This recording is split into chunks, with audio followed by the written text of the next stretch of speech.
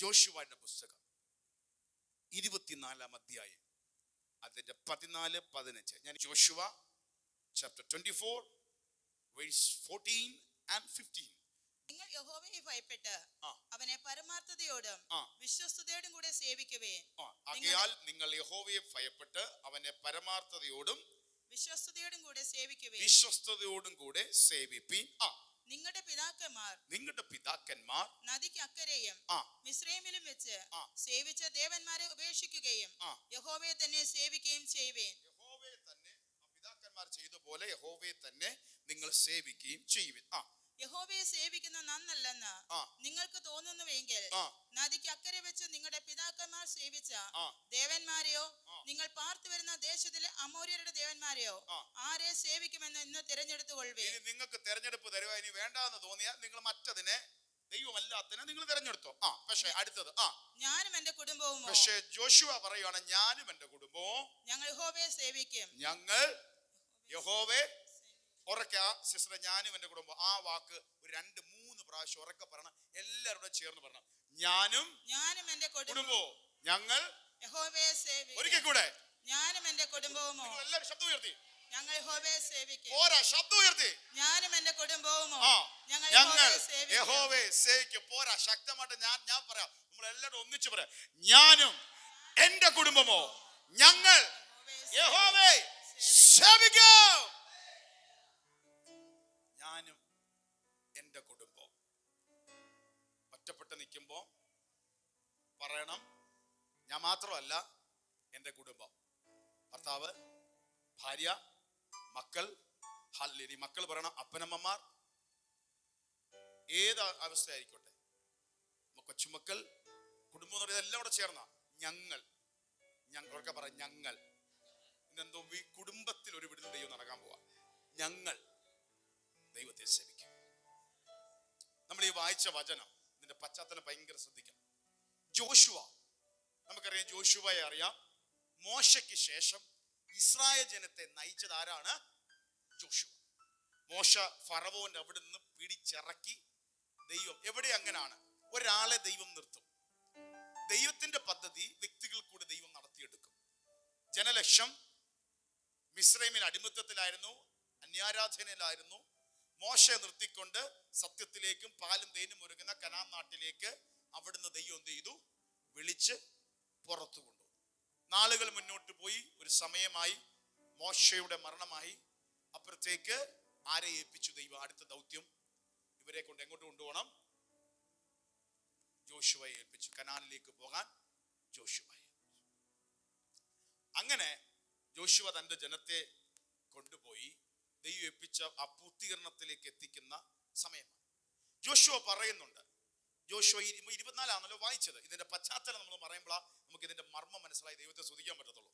23:1 വായിച്ച് ജോഷുവയുടെ പുസ്തകം തൊട്ട് ബാക്കിലത്തെ ചാപ്റ്റർ 23 വേഴ്സ് 1 വായിക്കുന്നു. ശ്രദ്ധിക്കുക. യഹോവ ചുറ്റുമുള്ള സകല ശത്രുക്കളെയും അടക്കി. യഹോവ ചുറ്റുമുള്ള സകല ശത്രുക്കളെയും അടക്കി. ഇസ്രായേലിന് സ്വസ്ഥത നൽകി. ഇസ്രായേലിന് സ്വസ്ഥത നൽകി.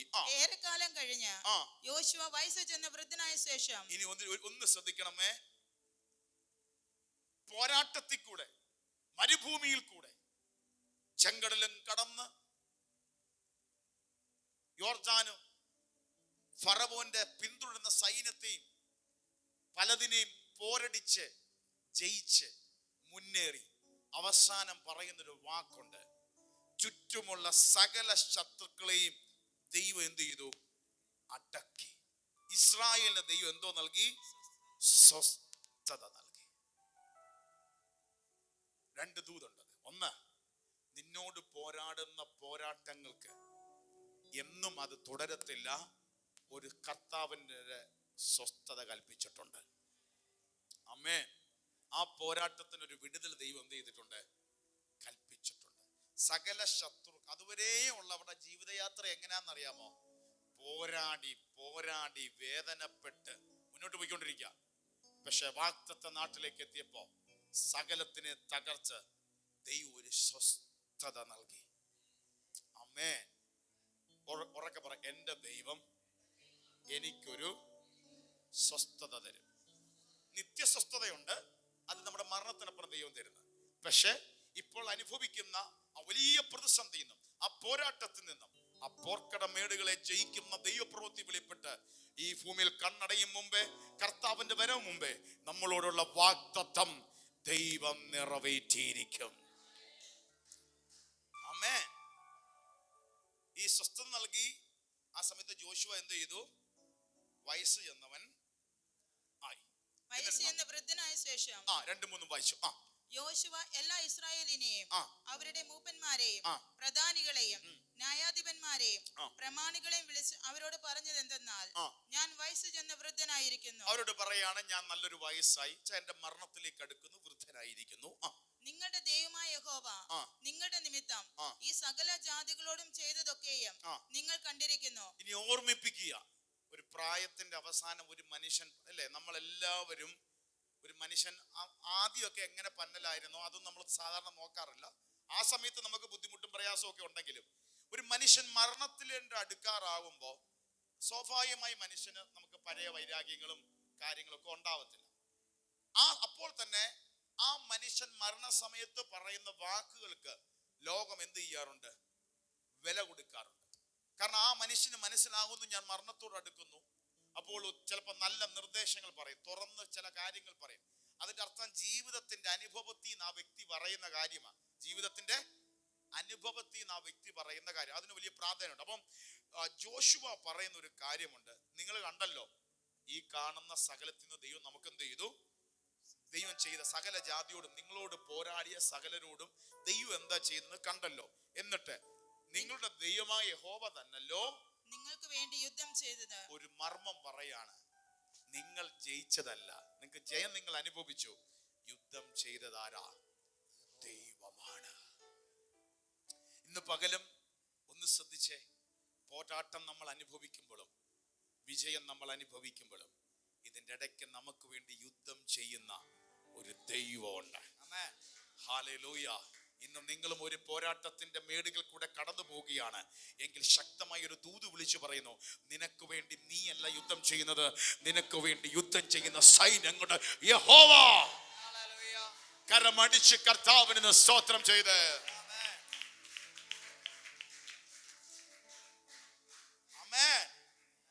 ഒരു മർമ്മം പറയാണ്, ഒരു സത്യം പറയാണ്. ദൈവം ചെയ്തതെല്ലാം കണ്ടോ? നിങ്ങൾക്ക് ചുറ്റും നിങ്ങളോട് പോരാടം വന്ന സകല ജാതിയോടും ദൈവം ചെയ്തത് കണ്ടോ? ആരാ? ഹല്ലേലൂയ.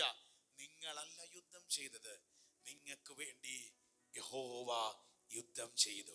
വാളും കുന്തവും ഒക്കെ ആയിട്ട് നിങ്ങൾ ഫ്രണ്ടിൽ നിന്ന് കാണും, പക്ഷെ പരിപാടി ബാക്കിൽ നമ്മൾ പറയത്തില്ലേ, ഇന്നർ അദൃശ്യ കരങ്ങൾ ചലിച്ചത് എന്റെ ദൈവത്തിന്റെ കരമാണ്.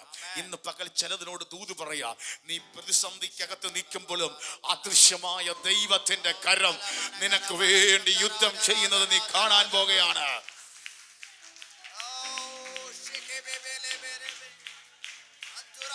യഹോവ നിനക്ക് വേണ്ടി യുദ്ധം ചെയ്യും.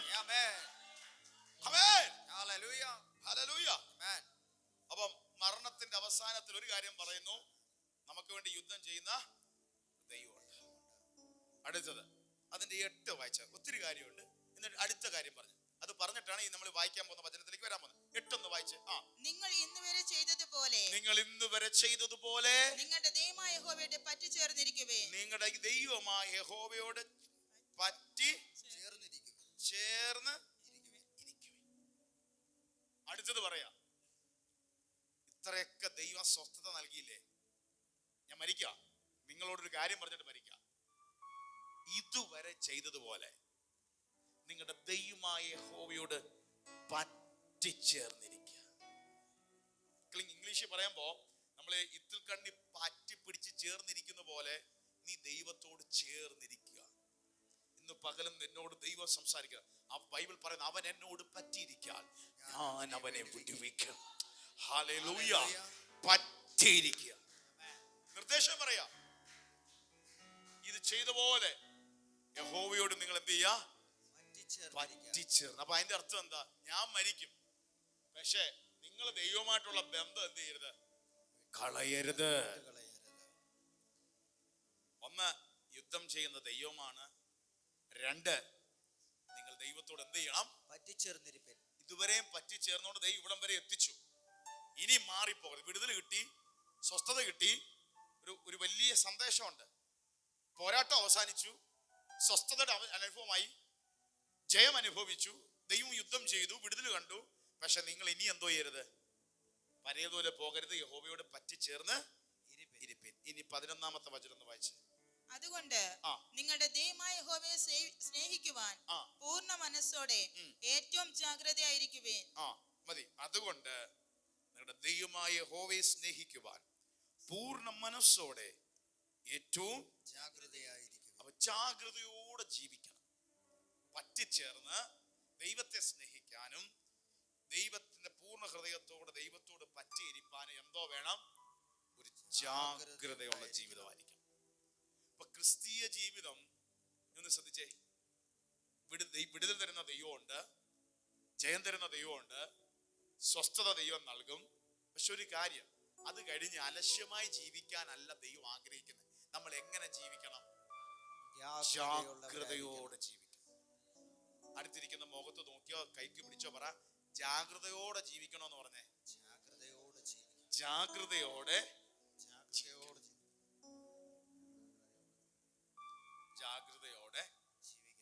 ജീവിക്കണം. Hallelujah, hallelujah. എത്ര പേര് വിശ്വസിക്കുന്നു അങ്ങനെ? നമ്മൾ അങ്ങനെ ജാഗ്രത എന്ന് പറഞ്ഞാൽ ഒരു ശ്രദ്ധ ഉണ്ടായിരിക്കും. എന്താണെന്ന് മനസ്സിലാവും. ജാഗ്രതയോടായിരിക്കും. കണ്ണ് തെറ്റിയാൽ എന്ത് ചെയ്തിരിക്കും? മാറിപ്പോകും. അപ്പൊ ജാഗ്രതയോടെ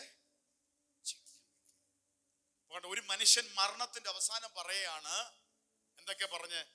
ഒന്ന്, ദൈവം സ്വസ്ഥത നൽകി. ഒരു കാര്യം മനസ്സിലാക്കണം, ആരാ നിങ്ങൾ? നിങ്ങൾ നേടിയതല്ല, ദൈവം തന്നതാ. ദൈവമാണ് നിങ്ങൾക്ക് എന്ത് ചെയ്തത്? യുദ്ധം ചെയ്തു. 2, ഇതുവരെ നടന്നു പോലെ നിങ്ങൾ എന്ത് ചെയ്യണം? പറ്റിച്ചേർന്നിരിക്കണം. ദൈവത്തിന് എന്ത് ചെയ്യരുത്? അകന്നു. 3, എങ്ങനെ ആയിരിക്കണം ജീവിതം? ജാഗ്രതയോടെ ജീവിക്കണം. അപ്പൊ അതിന്റെ അർത്ഥം എന്താ? വിടുതലൊക്കെ ദൈവം തരും, പക്ഷെ അത് കഴിഞ്ഞ ഒരു ജീവിതമുണ്ട്. അതായത് 3 രീതിയിൽ പറയാം. വിടുതലില്ലാതെ നിൽക്കുന്ന ഒരു ജീവിതാനുഭവം, അത് കഴിഞ്ഞ് വിടുതൽ കിട്ടിക്കഴിഞ്ഞൊരു ജീവിതാനുഭവം, ഒരു സീസൺ. പിന്നെ അതെല്ലാം കഴിഞ്ഞ് മരണത്തിനപ്പുറം അങ്ങ് നിത്യതയുടെ ഒരു സീസൺ. എല്ലാവരും ഈ മേഖലത്തിൽ കൂടെ കടന്നു പോകും.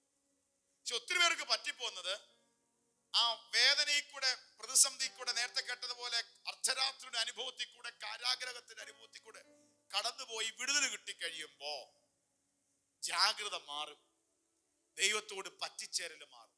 പക്ഷെ അവര് ചിന്തിക്കുന്നത് ഇത് കഴിഞ്ഞോടുകൂടി എന്ത് ചെയ്തു? കഴിഞ്ഞെന്നാണ്. പക്ഷെ അല്ല, ആ അനുഭവം കഴിഞ്ഞും. കാരണം ഒരു മനുഷ്യൻ മരിക്കുന്ന, ജോഷുവ മരിക്കുന്നതിന് മുമ്പ് തന്റെ ജനത്തോട് പറയാ, വിടുവിച്ച ദൈവമുണ്ട്, ശരിയാണ്, പക്ഷെ നീ പറ്റിച്ചേർന്നിരിക്കണം. ഇതുവരെ സ്നേഹിച്ചതിനൊക്കെ ജാഗ്രതയോടെ എന്ത് ചെയ്യണം? നിന്റെ ദൈവത്തെ നീ സ്നേഹിക്കണം. ഇത് പറഞ്ഞ് നമ്മളെ ഫെയർവെൽ യാത്രയപ്പ് സമ്മേളനം എന്ന് പറഞ്ഞ പോലെ, യാത്രയപ്പിൽ ഹൃദയം തുറന്ന് ഞാൻ വയസ്സനായി, ഞാൻ നിങ്ങളോട് പറയുക എന്ന് പറഞ്ഞ് വന്ന് 24-ാം അധ്യായം വന്നിട്ടാണ്. അതിൽ നിന്നാണ് നമ്മൾ വായിച്ചത്. 24-ാം അധ്യായം അതിന്റെ 14 തൊട്ടുള്ള 14ഉം 15ഉം നമ്മളൊന്ന് വായിക്കുന്നു. ഒരിക്കൽ കൂടെ ശ്രദ്ധിക്കാം. ആകയാൽ നിങ്ങൾ യഹോവയെ ഭയപ്പെട്ട് അവനെ പരമാർത്ഥതയോടും വിശ്വസ്തയോടും കൂടെ സേവിക്കുവേൻ. നിങ്ങളുടെ പിതാക്കന്മാർ നദിക്ക് അക്കരെയും മിസ്രയീമിലും വെച്ച് സേവിച്ച ദേവന്മാരെ ഉപേക്ഷിക്കുകയും യഹോവയെ തന്നെ സേവിക്കുകയും ചെയ്യുവേൻ. ആ പിതാക്കന്മാരെ ഉപേക്ഷിച്ചു, പകരം ദൈവത്തെ സ്വീകരിച്ചു. ആ ദൈവത്തെ തന്നെ അവിടെയും പറയുന്നുണ്ട്. എങ്ങനെ വേണം? പരമാർത്ഥ ഹൃദയത്തോടും വിശ്വസ്തയോടും കൂടെ ദൈവത്തെ. സത്യം പറഞ്ഞാലേ ഈ ക്രിസ്തീയ ജീവിതം ഒരു കുഞ്ഞുങ്ങളി ജീവിതമല്ല. വരുന്നു, പാട്ടുപാടുന്നു, യേശുവെന്ന് വിളിക്കുന്നു, പ്രാർത്ഥിക്കുന്നു, വിടുതൽ കിട്ടുന്നു, അതൊരു മേഖല. അവിടെ കൊണ്ട് തീരുന്നതല്ല. നീ എങ്ങനെ സേവിക്കണം? നീ ദൈവത്തെ ഭയപ്പെട്ട് പരമാർത്ഥ ഹൃദയത്തോടെ വിശ്വസ്തയോടുകൂടെ ദൈവത്തെ എന്ത് ചെയ്യും? സേവിക്കും. എന്നിട്ടാണ് ഞാൻ ഇന്നത്തെ മെസ്സേജിലേക്ക് വരാൻ പോവാ. 24-ന്റെ 15. യഹോവയെ സേവിക്കുന്നത് നന്നല്ലെന്ന് നിങ്ങൾക്ക് തോന്നുന്നുവെങ്കിൽ നദിക്ക് അക്കരെ വെച്ച് നിങ്ങളുടെ പിതാക്കന്മാർ സേവിച്ച ദേവന്മാരെയോ നിങ്ങൾ പാർത്തു വരുന്ന ദേശത്തിലെ അമോര്യരുടെ ദേവന്മാരെയോ ആരെ സേവിക്കുമെന്ന് ഇന്ന് തിരഞ്ഞെടുത്തു കൊള്ളുവേൻ. ഞാനും എന്റെ കുടുംബവുമോ ഞങ്ങൾ ഇനി നിങ്ങൾക്ക് മറ്റേതാ നല്ലത് നിങ്ങൾക്ക് തോന്നിയാൽ നിങ്ങൾ പോയി അങ്ങ് തിരഞ്ഞെടുത്തോ. ഒരു കാര്യം ഞാൻ പറഞ്ഞത്, നിങ്ങൾ പോയാലും ഞാനും എന്റെ കുടുംബവും ഞങ്ങള് യഹോവയെ സേവിക്കും. ഞാൻ മരിക്കാൻ പോയാലും ഞങ്ങളെ ബാക്കിയുള്ള കുടുംബം. ഇനി നിങ്ങൾക്ക് പരേതാന്ന് തോന്നിയാലും ദൈവത്തോട് വിടുതലൊക്കെ കിട്ടിയല്ലോ, ദൈവത്തിൽ നിന്ന് അകന്നു പോയാലും ഹൃദയപ്രകാരം ദൈവത്തോട് സ്നേഹമില്ലല്ലോ, ഒരു ഡിസിഷൻ ഞങ്ങൾ നിങ്ങളോട് പറയും. നിങ്ങൾക്ക് വേണമെങ്കിൽ ഞങ്ങളുടെ കൂടെ കൂടാ. ഞാനും എന്റെ കുടുംബവും ഞങ്ങൾ യഹോവയെ സേവിക്കും. ഹല്ലേലൂയ. എന്ന വലിയ പ്രഖ്യാപനമാണ്. ഹല്ലേലൂയ. വിടുതലെല്ലാം കിട്ടി നമുക്ക് ഇനി എങ്ങനെ ജീവിക്കാനില്ല. നിങ്ങൾ എന്തോന്ന് വെച്ചാൽ ചെയ്തോ. നിങ്ങളോട് ആദ്യം പറയുന്നു, ഇതോടെ നന്നായിട്ട് ജീവിച്ചോണം, പറ്റിച്ചേർന്ന് ജീവിച്ചോണം, ജാഗ്രതയോടെ ജീവിച്ചോണം. ദൈവമാണ് ജയം തന്നത്, സ്വന്തം കഴിവും മിടുക്കുമൊന്നും ഒന്നും ചിന്തിക്കരുത്. നിങ്ങൾ യുദ്ധം ചെയ്യുന്ന നമുക്കും അങ്ങനെ ഒരു വിഷയമുണ്ട് കേട്ടോ. ഈ കാര്യം കഴിഞ്ഞ് വരുമ്പോൾ നമ്മൾ ചിന്തിക്കും നമ്മുടെ മിടുക്കം ഉണ്ടാണെന്ന്. സ്വാഭാവികമായിട്ട് നമുക്കുണ്ടാവും. ചിലവരെ ഞാൻ പഠിക്കാൻ ബുദ്ധി തന്നാരാ? നീ അന്ന് രാവിലെ പോയി ഇന്ന് എഴുതിയല്ലോ, അന്ന് നീ ഉറക്കം വന്നായിരുന്നെങ്കിലോ, മറന്നു പോയായിരുന്നെങ്കിലോ, ബോധശയം വന്നായിരുന്നെങ്കിലോ ഇത് നടക്കുവോ? ആരോഗ്യം തന്ന് ആയുസ് തന്ന്. ചില പറയും ഞാൻ അധ്വാനിച്ചിട്ടാ. അധ്വാനിക്കാൻ ആരോഗ്യം ആരാ തന്നേ? അത് ദൈവമാ. Hallelujah, hallelujah. ചിലപ്പോ മനുഷ്യനുണ്ടാവാ, ഇത് എന്റെ കഴിവല്ലേ. അത് ഇസ്രായേൽ മക്കൾക്കും തോന്നി, ഞങ്ങളുടെ കഴിവല്ലേ, ഞങ്ങളുടെ യുദ്ധം കൊണ്ടല്ലേ. അല്ലല്ല കുഞ്ഞേ, നിന്റെ മുമ്പിൽ നീയൊക്കെ എന്നേ തീരേണ്ടതാ. പക്ഷെ ദൈവം അനുകൂലമായത് കൊണ്ടാണ് നീ ജയിച്ചത്. പക്ഷെ ജോശുവ പറയാ, പക്ഷെ ഞങ്ങളൊരു തീരുമാനം എടുക്കുന്നു. നിങ്ങൾക്ക് പോണെങ്കിൽ പോക്കോ, പറ്റിച്ചേരാതിരുന്നെങ്കിൽ ഇരുന്നോ, പക്ഷെ ഞാനും എന്റെ കുടുംബവും ഞങ്ങൾ യഹോവയെ. ഞാൻ ഇതിൽ നിന്നൊരു കാര്യം, ഒരു ഡിസിഷൻ, ഒരു തീരുമാനം. ഇനി സത്യം ബൈബിളിലെ ഏറ്റവും വലിയൊരു പ്രിൻസിപ്പിൾ, ഏറ്റവും പ്രധാനപ്പെട്ട ഒരു കാര്യം, തീരുമാനം നമുക്കാണ്. തീരുമാനം എന്താണ്? നമുക്കാണ്. ഡിസിഷൻ. ദൈവം മനുഷ്യനെ നമുക്കറിയാം, ഉൽപ്പത്തി പുസ്തകം സൃഷ്ടിച്ചു, ദൈവം അനുഗ്രഹിച്ചു. ആ അനുഗ്രഹത്തിൽ സത്യം നമ്മൾ അധികം ശ്രദ്ധിക്കാത്തൊരു അനുഗ്രഹമുണ്ട്. തെരഞ്ഞെടുക്കാനുള്ള ആ സംഭവം ദൈവം ആർക്കാ നൽകിയിരിക്കുന്നത്? മനുഷ്യൻ. ഇംഗ്ലീഷിൽ പറയുമ്പോൾ ദൈവം ഒരു പവർ തന്നു, ഫ്രീ വിൽ, ചോയ്സ്, തെരഞ്ഞെടുപ്പ്, ഇഷ്ടമുള്ള ഹിതമെടുക്കാൻ ദൈവം അത് മനുഷ്യന് കൊടുത്തേക്കുക. മനുഷ്യൻ എന്ത് ചെയ്തിരിക്കുക? അതല്ലേ ഏദൻ തോട്ടത്തിൽ ആദാമിനെ ഹവ്വയെ ആക്കിയിട്ട് ഏദനിൽ ദൈവം ഒരു തോട്ടം ഉണ്ടാക്കി കാര്യങ്ങൾ ക്രമീകരിച്ചിട്ട് അവനെ ആക്കിയിട്ട് എന്തോ പറഞ്ഞു? തോട്ടത്തില് നീ വേല ചെയ്യണം, തോട്ടം കാപ്പണം. ഞാൻ വചനം എടുത്ത സമയം പോകും. ഉൽപ്പത്തി 2:15, 16, 17 കിടപ്പുണ്ട്. തോട്ടത്തിലാക്കി നീ വേല ചെയ്യണം, വേല കാക്കണം. യഹോവയെ ദൈവം മനുഷ്യരെ ഏൽപ്പിച്ചു, തോട്ടത്തിലെ സകല വൃക്ഷങ്ങൾക്ക് നിനക്ക് ഇഷ്ടം പോലെ തിന്നാം, നിന്റെ ഇഷ്ടത്തിന് തരും. നീ തോട്ടത്തിൽ കാണുന്ന സകല വൃക്ഷങ്ങൾ. പക്ഷെ വേറൊരു വിഷം നടുക്ക് നിൽക്കുന്ന ഒരു വിഷത്തെ കാണിച്ചിട്ട് പറഞ്ഞു, നന്മയും തിന്മയും, ഗുഡ് ആൻഡ് ഈവിൾ, ഈവിളിനെ തിരിച്ചറിയുന്ന ഒരു വൃക്ഷമുണ്ട്. ആ ഫലം നീ തിന്നരുത്, തിന്നുന്ന നാളെ നീ എന്ത് ചെയ്യും? മരിക്കും. എങ്കിൽ പിന്നെ നമ്മൾ സ്വാഭാവികം ഒരു ചോദ്യമാണ്, ഈ ദൈവത്തിന് ആ വൃക്ഷം അങ്ങ് പറിച്ചെടുത്ത് കളഞ്ഞാ പോരായിരുന്നു? നീ ഉണ്ടാകട്ടെ എന്ന് പറഞ്ഞപ്പോ അറിയാതെ അങ്ങ് ഉണ്ടായി വന്ന് അതങ്ങ് ദൈവത്തിന്റെ അടുത്ത് അങ്ങ് മാറ്റിയാ പോരാ? അതങ്ങ് വെട്ടിക്കളഞ്ഞാ പോരാ? ദൂതനെ അയച്ചങ്ങ് വെട്ടിക്കളഞ്ഞാ പോരായിരുന്നു? ഇല്ല. ദൈവം മനുഷ്യന് തന്ന അനുഗ്രഹത്തിൽ ഏറ്റവും ഒരു അനുഗ്രഹമാണ് ചോയ്സ്. നമ്മുടെ ഫ്രീ വിൽ. നിനക്ക് ഇഷ്ടമുള്ള നിനക്ക് തരും. എന്നാ ദൈവം നമ്മുടെ ദൈവം എന്നറിയാം. മറ്റുള്ളതൊക്കെ നീ ഇങ്ങനെ തന്നെ അല്ലല്ല. ഈ നമ്മുടെ കർത്താവിന്റെ പ്രത്യേകത ചോയ്സ്, ഫ്രീ വില്ല് ദൈവം തന്നിരിക്കുക. ആ ഒരു പവർ ദൈവം നമുക്കാ നൽകിയിരിക്കുന്നത്. മനുഷ്യനെ ദൈവം സൃഷ്ടിച്ചപ്പോൾ അവന് നൽകിയ ഒത്തിരി അനുഗ്രഹത്തിൽ ഒരു അനുഗ്രഹമാണ് ഒരു ഫ്രീ വിൽ, ചോയ്സിന് ദൈവം കൊടുത്തു. അതാ പറഞ്ഞത്, നിനക്ക് നന്മ തിന്മകളുടെ ഈവിളിന്റെ കഴിക്കണമെങ്കിൽ കഴിക്കാം, പക്ഷെ അത് വിട്ടേക്ക്, ബാക്കി മൊത്തം നിനക്ക് കഴിക്കാം. നീ വേല ചെയ്യണം, തോട്ടം കാക്കണം, തോട്ടത്തിൽ വാണോ, ഇവിടെ മൃഗങ്ങൾ വരും, അതിന് നീ പേര് വിളിച്ചോ, ആ പേര് തന്നെ ആയിരിക്കും, ഞാൻ അത് മാറ്റത്തുമില്ല. എന്നാ ശക്തി കൊടുത്ത ദൈവം നിർത്തിയേക്കെന്നറിയാം. പക്ഷെ നിനക്കൊരു ചോയ്സ്, നീ തിന്ന നാളെ മരിക്കും. എന്തുദ്ദേശിച്ചാ ഉടനെ ആദാം മരിച്ചോ? ഇല്ല. കണക്ഷൻ കട്ടാവും. ഇവിടെ ഈ പറഞ്ഞ മരണം സ്പിരിച്വൽ ഡെത്ത്, ആത്മീയ മരണം, ദൈവമായിട്ടുള്ള ബന്ധം എന്ത് ചെയ്യും? കട്ടാവും. അങ്ങനെ പാപം കയറും. അങ്ങനെ തോട്ടത്തിൽ നിന്നേ പുറത്താകേണ്ടി വന്നു. ഇനി എല്ലാവരും ശ്രദ്ധിച്ചേ, നമ്മുടെ ജീവിതത്തിൽ ദൈവം തന്ന ഒരു അനുഗ്രഹമാണ് ഫ്രീ വിൽ ചോയ്സ്. ഇത് പിശാച് മുതലെടുക്കാൻ നമ്മൾ എന്ത് ചെയ്യരുത്? അനുവദിക്കണം. ഹവ്വയ്ക്ക് പറ്റിപ്പോയി, പിശാച് മുതലെടുക്കേണ്ടി വന്നു. പിശാച് അത് മുതലെടുത്തു. ഇവിടാണ് എപ്പോഴും ശ്രദ്ധിക്കണം, ദൈവം തരുന്ന അനുഗ്രഹത്തെയാണ് പിശാച് എന്ത് ചെയ്യുന്നത്? മോഷ്ടിക്കുന്നത്, മുതലെടുക്കുന്നത്. ദൈവം നമുക്ക് അനുഗ്രഹം. ഒരു പ്രസിദ്ധമായ ഒരു മനുഷ്യൻ, ദൈവ മനുഷ്യൻ പറഞ്ഞൊരു കാര്യമുണ്ട്. നമ്മുടെ കണ്ടീഷൻ അല്ല, നമ്മുടെ ഇപ്പോഴത്തെ സിറ്റുവേഷൻ, നമ്മുടെ ഇപ്പോഴത്തെ കണ്ടീഷൻസ് അല്ല നമ്മുടെ ജീവിതത്തെയും നമ്മുടെ ഭാവിയെയും തീരുമാനിക്കുന്നത്. പകരം നമ്മൾ എടുക്കുന്ന ഡിസിഷൻ, നമ്മുടെ ചോയ്സ്, നമ്മുടെ ഫ്രീ വില്ലാണ് നമ്മുടെ ഭാവിയെ തീരുമാനിക്കുന്നത്. നിങ്ങൾക്ക് പറഞ്ഞ മനസ്സിലായോ? എന്റെ പാസ്റ്റർ, എന്റെ സാഹചര്യം ഇതാ, എന്റെ അവസ്ഥ ഇതാ, എന്റെ സിറ്റുവേഷൻ ഇതാ. ശരിയാണ്. പക്ഷേ അവിടെ നിന്നുകൊണ്ട് അതല്ല നിന്റെ ഭാവി തീരുമാനിക്കുന്നത്, അതല്ല നിന്റെ ക്വാളിറ്റി ലൈഫ് തീരുമാനിക്കുന്നത്, അതല്ല നിന്റെ ലൈഫ് ബ്ലെസ്ഡ് ആണോ തീരുമാനിക്കുന്നത്. തീരുമാനിക്കുന്നത് നിന്റെ തീരുമാന ഡിസിഷനാണ്. Hallelujah, hallelujah. നമ്മുടെ കണ്ടീഷനോ നമ്മുടെ സിറ്റുവേഷനോ അല്ല നമ്മുടെ അനുഗ്രഹിക്കപ്പെട്ട ഭാവിയെ തീരുമാനിക്കുന്നത്. അയ്യോ, പഠിത്തത്തിന് കുറഞ്ഞു പോയി, സാഹചര്യം കുറഞ്ഞു പോയി, മറ്റുള്ളവർ സഹായിച്ചില്ല, ഇപ്പോഴത്തെ സിറ്റുവേഷൻ ഞാൻ ഒറ്റപ്പെട്ട അവസ്ഥയാണ്. ശരിയാണ്, നമ്മുടെ അവസ്ഥ അങ്ങനെയാണ്. പക്ഷെ ഒരു കാര്യം ദൂത് പറയുന്നു, ബൈബിളിൽ ദൈവം തന്ന ഏറ്റവും വലിയ ബ്ലെസ്സിംഗ് ആണ് നിന്റെ തീരുമാനമാണ് ഇതിനെ തിരിച്ചു മാറ്റും. നമ്മുടെ തീരുമാനമാണ് അനുഗ്രഹത്തിലേക്ക് വരുന്നത്. ഹല്ലേലൂയ. അപ്പൊ അതിന്റെ അർത്ഥം നമ്മൾ എടുക്കുന്ന തീരുമാനത്തിന് ഭയങ്കര പ്രാധാന്യമുണ്ട്. അത് മനസ്സിലാവണമെങ്കിൽ ബൈബിൾ ആവർത്തന പുസ്തകം ഒന്ന് എടുത്തേ. 30, അതെല്ലാരും ഒന്ന് എടുക്കണേ. 30-ാം അധ്യായം അതിന്റെ 14 മുതൽ ഇനിയുള്ള ചില വാക്കുകൾ നിങ്ങൾ ശ്രദ്ധിക്കുന്നത് നല്ലതാണ്. ആവർത്തനം, ഡ്യൂട്ടറോണമി 30-ന്റെ 14 തൊട്ട് പതുക്കെ അത് വായിച്ചു തുടങ്ങിക്കോ. ഇതിൽ നിന്ന് വേണ്ട ദൂത് നിങ്ങളോട് കൈമാറി 1-2 വാക്യങ്ങളോട് പറഞ്ഞ് നമ്മൾ പ്രാർത്ഥിക്കാൻ പോവാം. എല്ലാവരും ശ്രദ്ധിച്ചു. ഇന്നത്തെ ഒരു മെസ്സേജ് ഒരു പ്രത്യേകമായ മെസ്സേജാണ്. നിങ്ങൾക്കൊരു ബ്ലെസ്സിംഗ് ആണ്. നമ്മുടെ തീരുമാനത്തെ മാനിക്കുന്ന, അനുഗ്രഹിക്കുന്ന ഒരു കർത്താവ്.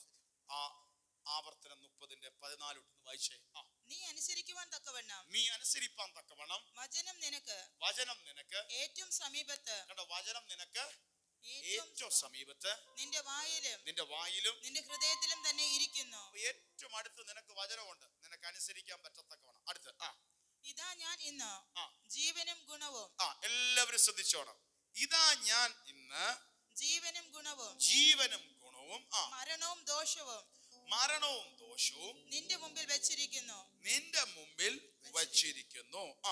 എങ്ങനെയെന്നാൽ നീ ജീവിച്ചിരുന്ന് പെരുകുകയും നീ കൈവശമാക്കുവാൻ ചെല്ലുന്ന ദേശത്ത് നിന്റെ ദൈവമായ യഹോവ നിന്നെ അനുഗ്രഹിക്കുകയും ചെയ്യേണ്ടതിന് നിന്റെ ദൈവമായ യഹോവയെ സ്നേഹിക്കുവാനും അവന്റെ വഴികളിൽ നടക്കുവാനും അവന്റെ കൽപ്പനകളും ചട്ടങ്ങളും വിധികളും പ്രമാണിക്കുവാനും ഞാൻ ഇന്ന് നിന്നോട് ആജ്ഞാപിക്കുന്നു. ശ്രദ്ധിച്ചേ, അതിന്റെ 15 പറയുന്നു, ജീവനും ഗുണവും, ലൈഫ് ആൻഡ് പ്രോസ്പെരിറ്റി, മരണവും ദോഷവും നിന്റെ മുമ്പിൽ എന്ത് ചെയ്തിരിക്കുന്നു?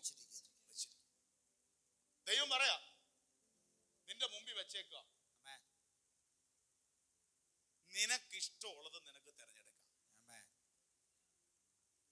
ഗുണം വേണോ, ജീവൻ വേണോ, അതോ ദോഷവും മരണവും മതിയോ നിന്റെ ജീവിതത്തിൽ? നിനക്ക് എന്ത് ചെയ്യാം? തിരഞ്ഞെടുക്കാം. എന്നിട്ട് മോളെ 16 ഒന്ന് കാണിച്ചേ. 16, 16. അങ്ങനെ നീ ജീവിച്ചിരിക്കുകയും നീ പെരുകയും കൈവശമാക്കാൻ പോകുന്ന ദേശത്ത് ദൈവം നിന്നെ അനുഗ്രഹിക്കുകയും ചെയ്യേണ്ടതിന് നീ എന്തോ ചെയ്യണം? നിന്റെ ദൈവമായ യഹോവയെ സ്നേഹിപ്പാനും അവന്റെ വഴികൾ നടപ്പാനും അവന്റെ കൽപ്പനകളും ചട്ടങ്ങളും വിധികളും പ്രമാണിപ്പാനും ഞാൻ നിന്നോട് നിന്റെ മുമ്പിൽ ഒരു തീരുമാനം തരിക. നീ അനുഗ്രഹിച്ച് വർദ്ധിക്കാൻ നീ ഒരു തീരുമാനമെടുക്കണം. ദൈവത്തെ സേവിക്കണം. അടുത്തത്, എന്നാൽ നീ അനുസരിക്കാതെ നിന്റെ ഹൃദയം അറിയുകയും നീ വശീകരിക്കപ്പെട്ട് അന്യദൈവങ്ങളെ നമസ്കരിച്ച് സേവിക്കുകയും ചെയ്താൽ നീ യോർദാൻ കടന്ന് കൈവശമാക്കുവാൻ ചെല്ലുന്ന ദേശത്ത് ദീർഘായുസ്സോടെ ഇരിക്കാതെ നിശ്ചയമായി നശിച്ചു പോകുമെന്ന് ഞാൻ എന്ന് നിങ്ങളെ അറിയിക്കുന്നു. ഇനി അടുത്ത 19. ജീവനും മരണവും, അടുത്ത വീണ്ടും പറഞ്ഞു, ജീവനും മരണവും അനുഗ്രഹവും ശാപവും നിങ്ങളുടെ മുമ്പിൽ വെച്ചിരിക്കുന്നു എന്നതിന് ഞാൻ ആകാശത്തെയും ഭൂമിയെയും ഇന്ന് സാക്ഷി വെക്കുന്നു. ഈ ആകാശത്തെയും ഭൂമിയെയും സാക്ഷിയാക്കിക്കൊണ്ട് എപ്പോഴും സാക്ഷി എത്ര പേരാ? സാക്ഷികൾ എത്ര പേരാ സാധാരണ നിയമപ്രകാരം? 2 എണ്ണം. അപ്പൊ ആകാശത്തെയും ഭൂമിയെയും സാക്ഷിയാക്കി. പണ്ട് പിള്ളേർ തമ്മിൽ അടിയുണ്ടാക്കിയോ? പാസ്റ്റർ എന്നപ്പോ പറഞ്ഞ പോലെ ഒരാള് പറഞ്ഞിട്ട് കേട്ട് വിശ്വസിക്കില്ലേ, മിനിമം 2 പേരെങ്കിലും പറയണം. അപ്പൊ വിഷയം വരിക. ഇവൻ ഒരാള് പറയും, അത് വേറൊരാൾ പറയും. 2 ആയിരിക്കും, 2 ഒന്നല്ല. അപ്പൊ 2ലും എന്തൊക്കെയോ വിഷയമുണ്ട്. ഒരാളുടെ പറഞ്ഞോട് നമ്മൾ എന്ത് ചെയ്യരുത്, ചാടി പുറപ്പെടരുത് എന്ന് പറയുന്ന പോലെ 2 വശം കൂടെ കേൾക്കുക എന്ന് പറയുന്ന പോലെ. ഹല്ലേലൂയ. ജീവനും മരണവും അനുഗ്രഹവും ശാപവും നിന്റെ മുമ്പിൽ എന്തിരിക്കുന്നു? ആകാശത്തെ ഭൂമിയെ സാക്ഷിയാക്കി ഞാൻ വെച്ച്. കർത്താവ് പറയാണ് കേട്ടോ, ദൈവം നമുക്ക് ചോയ്സ് തരികയാണ്. ജീവൻ, മരണം, അനുഗ്രഹം, ശാപം. ഈ ആകാശത്തെ ഭൂമിയെ സാക്ഷിയാക്കി നിന്റെ മുമ്പിൽ ഞാൻ വെച്ച് തരും. ഇത് തന്നെയാണ് ദൈവം നമുക്ക് തന്നേക്കുന്നത്. നിനക്ക് പറ്റിച്ചേർന്ന് ജീവിക്കാം, പൂർണ്ണ ഹൃദയത്തോടെ ദൈവത്തെ സേവിക്കാം. അത് വേണോ? അത് മറ്റേത്. ഇതെടുത്താൽ നിനക്ക് ജീവനാണ്, നിനക്ക് നന്മയാണ്, നിനക്ക് ലൈഫാണ്, നിനക്ക് മുന്നേറ്റമാണ്, ബ്ലെസ്സിംഗ് ആണ്. അടുത്തത് 20. അതുകൊണ്ട് നീയും നിന്റെ സന്തതിയും ജീവിച്ചിരിക്കേണ്ടതിന് യഹോവ നിന്റെ പിതാക്കന്മാരായ അബ്രഹാമിനും ഇസഹാക്കിനും യാക്കോബിനും കൊടുക്കുമെന്ന് സത്യം ചെയ്ത ദേശത്ത് നീ പാർക്കുവാൻ തക്കവണ്ണം നിന്റെ ദൈവമായ യഹോവയെ സ്നേഹിക്കുകയും അവന്റെ വാക്ക് കേട്ട് അനുസരിക്കുകയും അവനോട് ചേർന്നിരിക്കുകയും ചെയ്യേണ്ടതിന്. അവിടെ ആ വാക്ക് പറഞ്ഞോ, നിന്റെ ദൈവമായ യഹോവയെ സ്നേഹിക്കുകയും അവന്റെ വാക്ക് കേട്ട് അനുസരിക്കുകയും അവനോട് ചേർന്നിരിക്കുകയും. അവനോട് പറ്റിച്ച് ജോഷുവ അതിൽ പറഞ്ഞ അവനോട് നിങ്ങൾ എന്ത് ചെയ്യാ? പറ്റിച്ച് ചേർന്നിരിക്കുകയും ചെയ്യുന്നത് ജീവനെ തെരഞ്ഞെടുത്തുകൊള്ളുക. അതുകൊണ്ട് നിങ്ങൾ എന്തോ ചെയ്യാ? ജീവനെ തെരഞ്ഞെടുത്തുകൊള്ളുക, അതല്ലോ നിനക്ക് ജീവനും ദീർഘായുസ്സുമാകുന്നു. എന്നിട്ട് ഒരു കാര്യം കൂടെ പറഞ്ഞു കൊടുക്കാം, നിങ്ങൾക്ക് മറ്റത് വേണേ തെരഞ്ഞെടുക്കാം, പക്ഷെ നല്ലതൊരു കാര്യം ഞാൻ പറയാം. നീ ജീവനെ തെരഞ്ഞെടുക്കുക, അതല്ലോ നിനക്ക് ജീവനും ദീർഘായുസ്സും. ഇനി ശ്രദ്ധിച്ചേ, ഗൗരവമായ കാര്യം പറയാം. നമ്മുടെ ജീവിതത്തിൽ ദൈവ ചോയ്സ് വെച്ചിട്ടുണ്ട്, നമുക്ക് തിരഞ്ഞെടുക്കാം. നമ്മൾ അനുഗ്രഹം പ്രാപിക്കണോ, നന്മ കാണണോ, ജീവൻ കാണണോ, മരണത്തപ്പുറം നിത്യജീവൻ അനുഭവിക്കണോ, ഇതെല്ലാം നമുക്ക് ഇവിടെ നിന്ന് എന്ത് ചെയ്യാം? തിരഞ്ഞെടുക്കാം. നമ്മുടെ മുമ്പിൽ ദൈവം ഇട്ടു തരും, ബാക്കി നമ്മൾ കയറി പിടിച്ചോ. ദൈവം കൊണ്ടുതരും. സ്വീകരിക്കേണ്ടത് നമ്മളാണ്. ചോയ്സ് നമ്മുടേതാണ്, തെരഞ്ഞെടുപ്പ് നമ്മുടേതാണ്. ഇന്ന് പകൽ ഒരു തീരുമാനമെടുക്കണം. ഈ തെരഞ്ഞെടുപ്പിലാണ് ദൈവം അനുഗ്രഹിക്കുന്നത്. കാരണം എടുക്കണ്ട വാക്യം പറ. ഗലാത്യർ 6:8 കിടപ്പുണ്ട്. ജഡത്തിൽ വിതയ്ക്കുന്നവൻ ജഡത്തിൽ നാശം കൊയ്യും, ആത്മാവിൽ വിതയ്ക്കുന്നവൻ ആത്മാവിൽ നിന്ന് നിത്യജീവനെ. നമ്മുടെ തീരുമാനം ജഡത്തിലാണോ ജീവിക്കാൻ, അത് നാശത്തിലേക്ക് പോകും. നന്മ ചെയ്യണോ, ആത്മാവിൽ വിതയ്ക്കുന്നവൻ ആത്മാവിൽ എന്ത് ചെയ്യും? നിത്യജീവനെ. അപ്പൊ അവിടെ എന്താണ് പറയുന്നത്? നമ്മുടെ തീരുമാനമാണ്. നന്മ കാണണോ, ദീർഘായുസ്സ് കാണണോ, ദൈവപ്രവൃത്തി അനുഭവിക്കണോ, നമ്മുടെ തീരുമാനം. ഇന്ന് വ്യത്യസ്തമായാണ് പരിശുദ്ധാത്മാവ് ഇന്ന് പകൽ ഇടപെടുന്നത്. നമ്മുടെ തീരുമാനം, ആ ഭയങ്കര പവർ ഉണ്ടെന്നാ പറഞ്ഞത്. ജീവനും മരണവും അനുഗ്രഹ ശാപവും നിന്റെ മുമ്പിൽ വെച്ചേക്കുക. നീ തെരഞ്ഞെടുത്താൽ അത് നിന്റെ ജീവിതത്തിന് അനുഗ്രഹമായിരിക്കും. ബൈബിളിൽ തെരഞ്ഞെടുത്തവരുടെ കാര്യം എന്ന് പറയാം. അത് പറയുമ്പോ നിങ്ങൾ ആത്മാവി കത്തും. ഹല്ലേലൂയ. ജഡത്തിൽ വിതയ്ക്കുന്നവൻ ജഡത്തിൽ കൊയ്യും. ഇനി ശ്രദ്ധിച്ചോണം, നമ്മുടെ തെരഞ്ഞെടുപ്പിലാണ് ദൈവം പ്രവർത്തിക്കുന്നത്. വെളിപ്പാട് പുസ്തകം 3-ാം അധ്യായം ഒന്ന് എടുത്തേ. അതിന്റെ 7ഉം 8ഉം വാക്യം ആദ്യം വായിക്കുന്നു, പിന്നെ 14 ഉള്ള 1-2 വാക്യം. 7ഉം 8ഉം വെളിപ്പാട് പുസ്തകം 3-ാം അധ്യായം അതിന്റെ 7ഉം 8ഉം. എല്ലാവരും വെളിപ്പാട് പുസ്തകം എല്ലാവരും എടുത്തേ, എല്ലാവരും എടുത്തത് വിശ്വസിക്കും. ഫിലദെൽഫിയയിലെ സഭയുടെ ദൂതൻ എഴുതുക. ഫിലദെൽഫിയയിലെ സഭയുടെ ദൂതന് എഴുതുക. സഭയ്ക്ക് ദൂത് എഴുതുകയാണ്. വിശുദ്ധനും സത്യവാനും ദാവീദിന്റെ താക്കോലുമുള്ളവനുമായി ആരും അടയ്ക്കാത്തവണ്ണം തുറക്കുകയും ആരും തുറക്കാത്തവണ്ണം അടയ്ക്കുകയും ചെയ്യുന്നവൻ അരുളി ചെയ്യുന്നത്. ഫിലദെൽഫിയ സഭയ്ക്ക് ദൂതന് എഴുതിയിട്ട് ദൂത് പറയുകയാണ്, അവൻ അരുളി ചെയ്യുന്നു. ഈ 8ാമത്തേതാണ് പറയാൻ പോകുന്നത്. ഞാൻ നിന്റെ പ്രവൃത്തി അറിയുന്നു. ദൈവം പറയാണ്, ഞാൻ നിന്റെ പ്രവൃത്തിയെ അറിയുന്നു. ഇതാ വെച്ചിരിക്കുന്നു. നിന്റെ മുമ്പിൽ ഒരു വാതിൽ തുറന്നു വെച്ചിരിക്കുന്നു. അത് ആർക്കും അടച്ചുകൂടാത്തൊരു വാതിൽ തുറന്നു വെച്ചിരിക്കുന്നു. എന്താ കാരണം? നിനക്ക് അല്പമേ ശക്തിയുള്ളൂ എങ്കിലും നീ എന്റെ വചനം കാത്തു എന്റെ നാമം നിഷേധിച്ചിട്ടില്ല. കണ്ടോ, നിന്റെ ശക്തി അനുസരിച്ചാണെങ്കിൽ ഇതിനുള്ള വകുപ്പില്ല. എന്നിട്ടും നിനക്ക് ശക്തി അല്പമേ ഉണ്ടായിട്ടും നീ എന്റെ വചനം കാത്തത് കൊണ്ട് എന്റെ നാമം നിഷേധിക്കത്തില്ലെന്നൊരു തീരുമാനം, ഹല്ലേലൂയ, ഫിലദൽഫിയയുടെ ദൈവസഭയെ നിങ്ങൾ എടുത്തതിന്റെ ഒറ്റ കാരണം കൊണ്ട് നിനക്കൊരു വാതിൽ ഞാൻ തുറന്നു വെച്ചിട്ടുണ്ട്. ആർക്കും അടയ്ക്കാൻ പറ്റത്തില്ല. ഇന്ന് പകൽ എങ്ങനെ ചില വാതിൽ തുറക്കുന്നത്? നിന്റെ തീരുമാനത്തിന്റെ മുമ്പിൽ ചില വാതിൽ ദൈവം തുറന്നു തരും. നമുക്ക് വിട്ടുകളയരുത്. നിനക്ക് അല്പമേ ശക്തിയുള്ളതിലും നീ എടുത്തൊരു തീരുമാനത്തെ ദൈവം അനുഗ്രഹിക്കും. ഇന്ന് പകൽ ചിലതിനോട് ദൂത് പറയുക. ജീവിതത്തിന്റെ സാഹചര്യം അങ്ങനെ ആയിരിക്കാം. എടുത്ത തീരുമാനം നീ ഉറച്ചു നിൽക്ക്. അല്പമേ ശക്തിയുള്ളെങ്കിൽ നീ പിടിച്ചു നിൽക്ക്. അവന്റെ നാമത്തെ നിഷേധിക്കാത്തത് ദൈവത്തിന്റെ വചനം കാത്താൽ നിനക്കും ദൈവം ഒരു വാതിൽ തുറക്കും. ആരും അടയ്ക്കാത്തവനും വാതിൽ.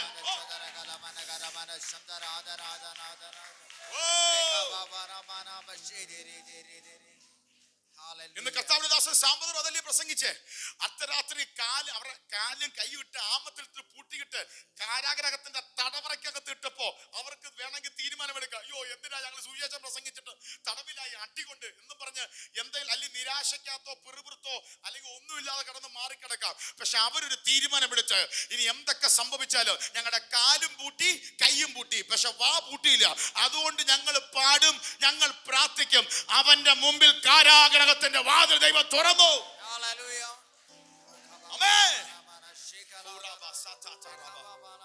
നമ്മുടെ ഡിസിഷൻ അത്ഭുതത്തെ കൊണ്ടുവരും.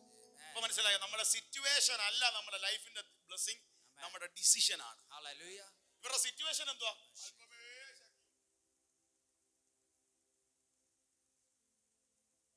നമ്മൾ പറഞ്ഞത് ഇച്ചിരിയിലും ബലം കിട്ടുന്നെങ്കിൽ ആരാധനയ്ക്ക് എന്ത് ചെയ്യണം? വരണം. കാല് വേദനയാന്നും പറഞ്ഞ് ആരെങ്കിലും ഇപ്പാപ്പന്റെ കൊച്ചിന്റെ കല്യാണത്തിന് പോകാതിരിക്കോ? പോയില്ലേ?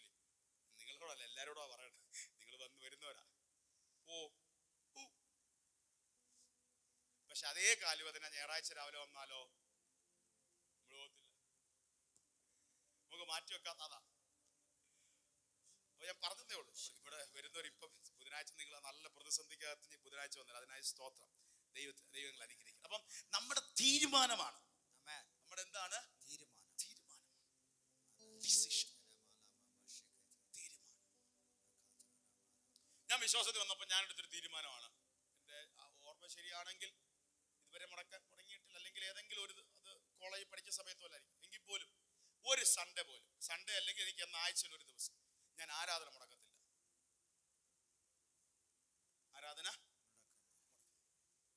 കോളേജ് പഠിക്കുമ്പോഴും അങ്ങനെ തന്നെയാണ്. ഏതെങ്കിലും പരീക്ഷ എന്തെങ്കിലും ബന്ധപ്പെട്ട് മുടങ്ങിയിട്ടുണ്ടെങ്കിലുള്ള എൻ്റെ ഓർമ്മയിൽ വരുന്നില്ല. അതെ, ഞാൻ പഠിച്ച സ്ഥലത്ത് ഈ ആരാധന സ്ഥലമില്ല.